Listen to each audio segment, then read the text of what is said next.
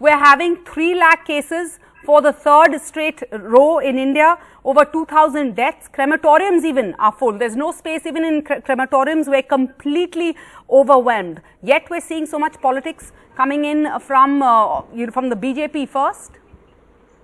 Sarah, there is no doubt that it's a pathetic situation, especially the city where we are all living in, that is in Delhi. It's a very, very bad situation on the ground. We all get so many calls, distress calls.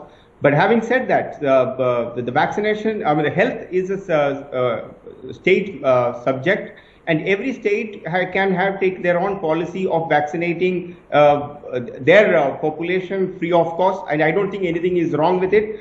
And even if political parties are announcing it, it can be a policy matter, and it is I don't think anything wrong in a political party saying that if we come to power, they will vaccinate with using their fund. I don't think anything wrong in that particular step. So but then if you don't come into power, you won't vaccinate? So what is the logic? Logically, does that mean if you do not win, that state will not be vaccinated?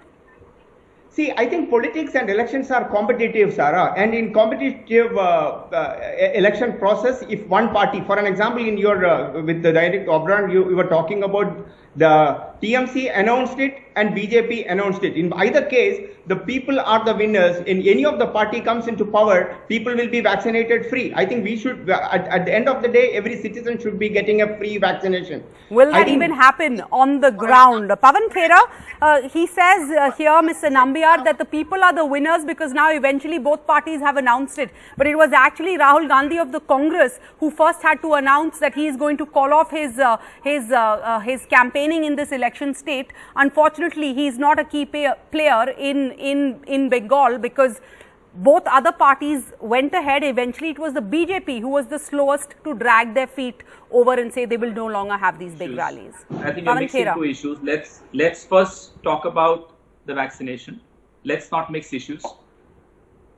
This is the land of West Bengal where we've heard the slogan, "Tum mujhe khoon do, main tumhe azadi dunga." नया नारा है मोदी जी का, तुम मुझे vote दो, मैं तुम्हें जीने की इजाजत दूंगा।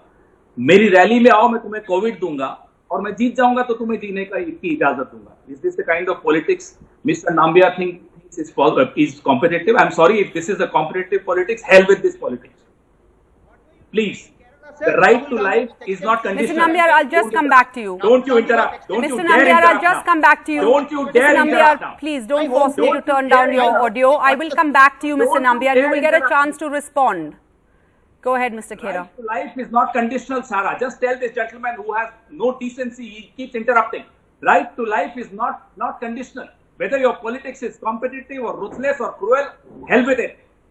Every single Indian has a right to live. Whether BJP wants it or not, whether BJP thinks it's right or not.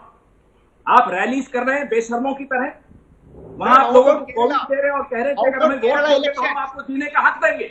होते कौन है आप? Kerala elections. हिम्मत क्या है आपकी?